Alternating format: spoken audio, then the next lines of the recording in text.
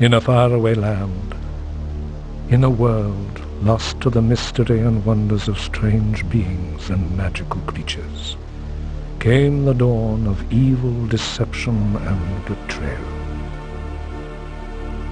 The Mechubars were a race of astral beings like luminous orbs, who had come to the world of Balkane to create a civilization filled with beauty, wisdom, and absolute power to rule and control all worlds with a sacred knowledge in all the hidden mysteries of the Ancient Ones.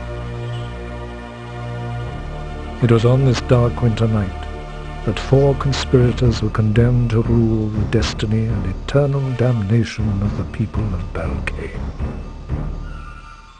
If I remember the legend correctly, there was a young priest in the cult of Mechubars. Ishmael was the only one to really know the secret to the great powers of them. Driven by his own jealous ambition and greed, Ishmael set out to mastermind a treasonous plot that would radically change an apparently simple course in Balkanian history. To deceive the Mechubars was one thing, and in its measure a very noble course for the Balkanians. But to betray your own people is quite another. Perhaps the conspirators had overestimated their strength.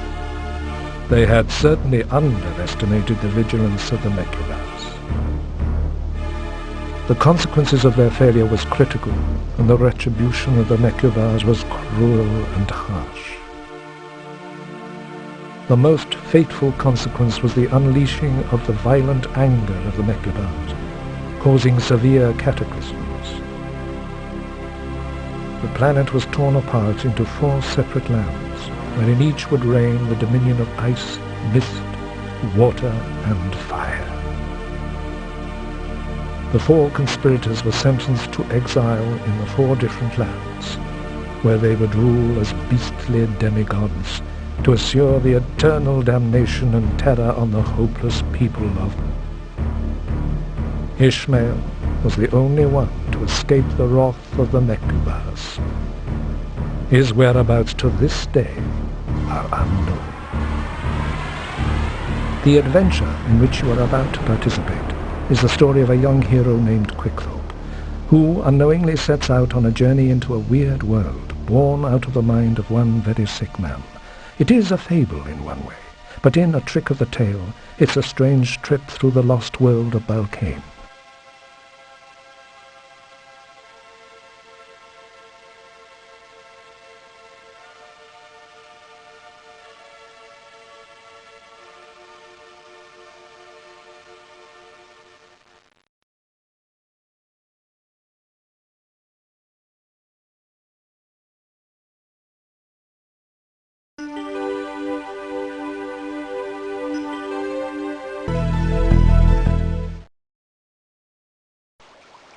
So, this is it, is it? I'm afraid it's true, Quickthorpe, and I'm sad to see you go.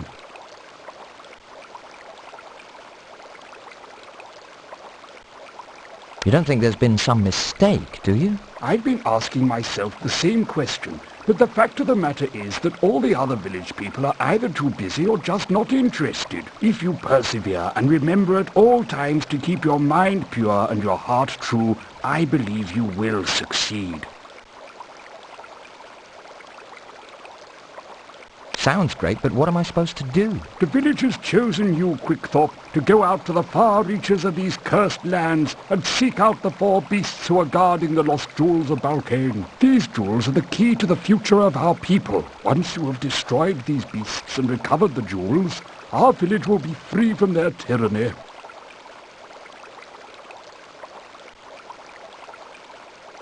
How will I know where to find these jewels? You already know about the ice giant who is ruling the frozen lands just outside the walls of our village.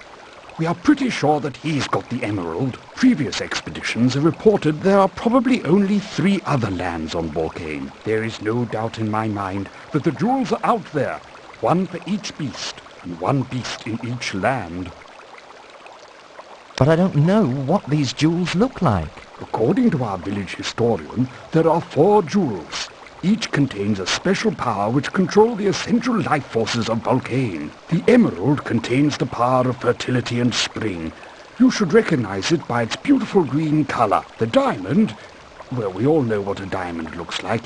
It represents eternity, apart from being a girl's best friend. Anyway, the diamond is said to hold the power of mist and rain. The sapphire is a deep dark blue jewel containing the power of the water. Legend says that an ugly gorgon is keeping it at the bottom of the sea. Then there is the red ruby, which contains the power of fire and shadows. They're all out there somewhere.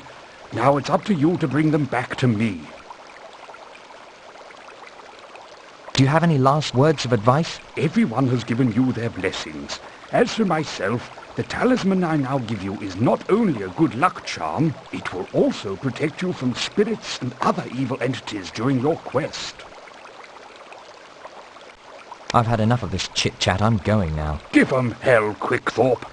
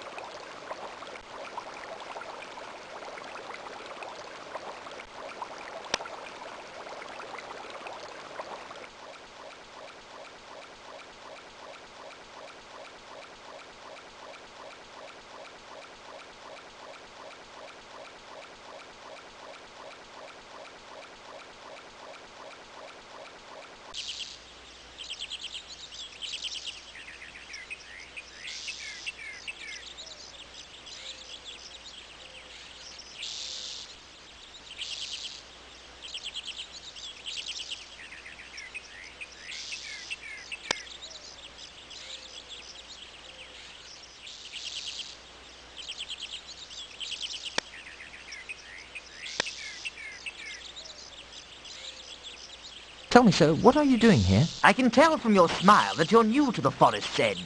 If you wish to enter or go anywhere from here except back to where you came from, it's going to cost you. Personal belongings, valuable objects will do just fine. I presume that you are carrying something valuable.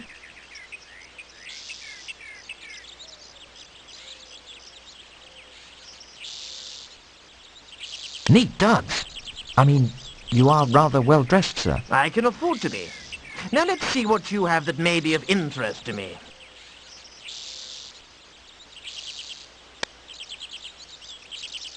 Sorry, I'm flat broke.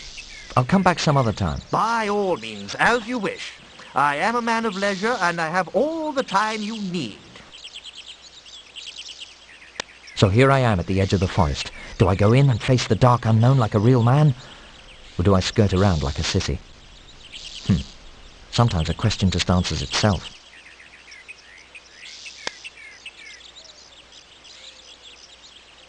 This must be the forest of Cymbeline, or I'm getting pretty darn close. There doesn't appear to be any more.